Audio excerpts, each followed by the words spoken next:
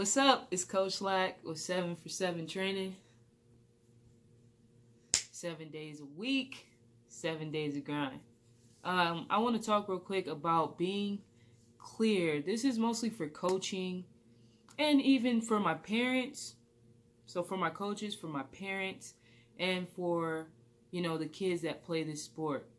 Coaching youth basketball and being clear on your goals and on your mission and how, just in the way you're coaching them. One of the biggest things that I've learned, I've coached both boys and girls middle school basketball.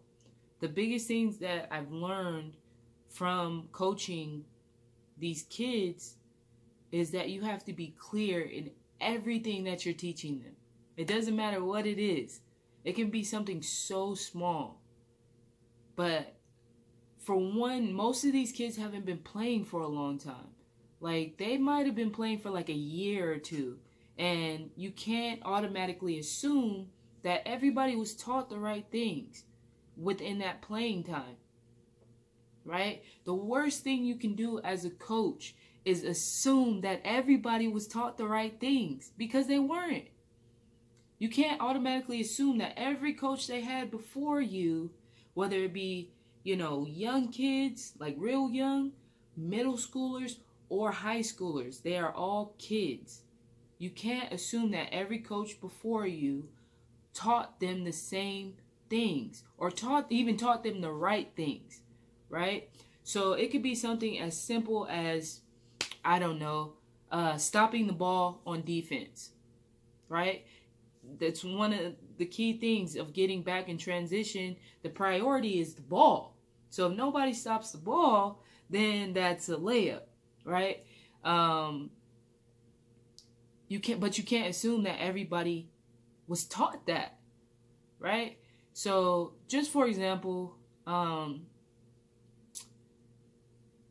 when I first started coaching for the boys, I'm the assistant coach for the boys, and I coach the B team boys, 6th and 7th graders.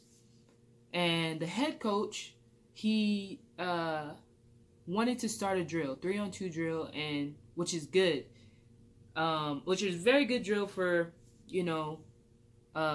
especially middle school basketball. But he automatically assumed that everybody knew how to do this drill, and they don't. And even when he tried to explain it to them, the 6th and 7th graders were lost. You know what I'm saying? Because you now have, your A-team guys know how to do it because they've been with you for 3 years. The other guys were just like, even when he tried to explain it, the other guys were just lost. They were like, what? And they were still doing it wrong.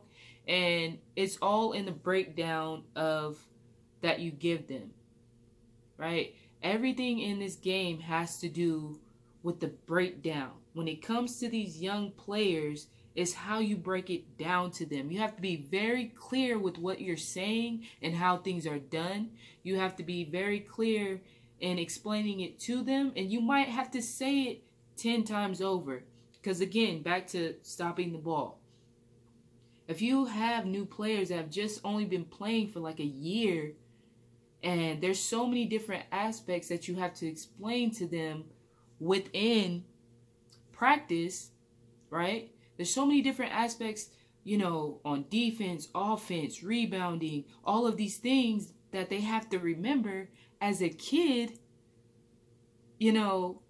stopping the ball is just one aspect.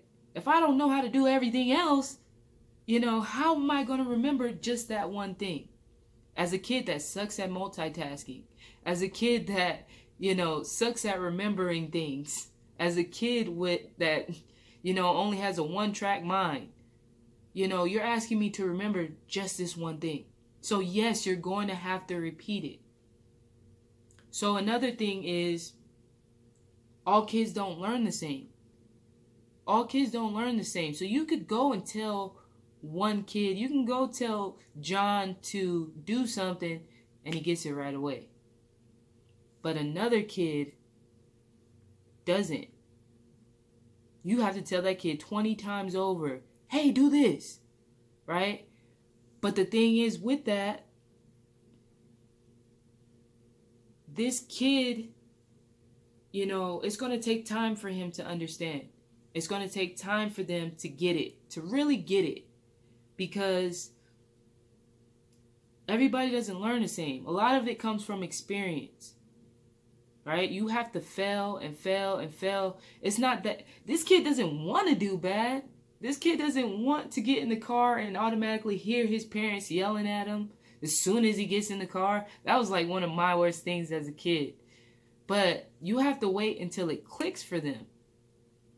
But again, if you're not being clear on what you want them to do, then it's never going to click. If you're not being clear in how you're explaining it, it's never going to click for them. Right? And, there's a lot of kids that get it right away, and then there's a lot of kids that don't. And I even train kids that don't get it right away. And I have people that ask me, well, you've been working with this kid for some months now, and then, they're still not doing any better in the game. Because what I'm teaching them has to be able to translate to the game. So if it's just simple gameplay that they don't get, that they don't understand, I can't necessarily control that. It has to click for them. And until it clicks, it's not going to, what I teach them, what their coach teaches them, that's, it's not going to work. So the biggest thing that you can take away from this as a coach, basically,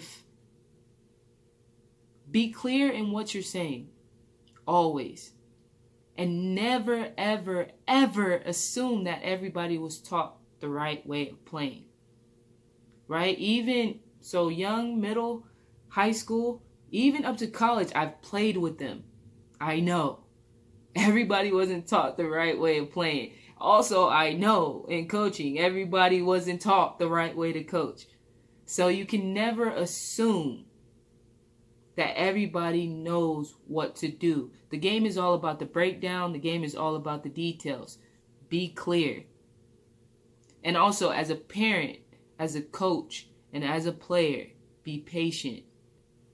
Be patient. Be patient with your learning process. Make sure you're always paying attention.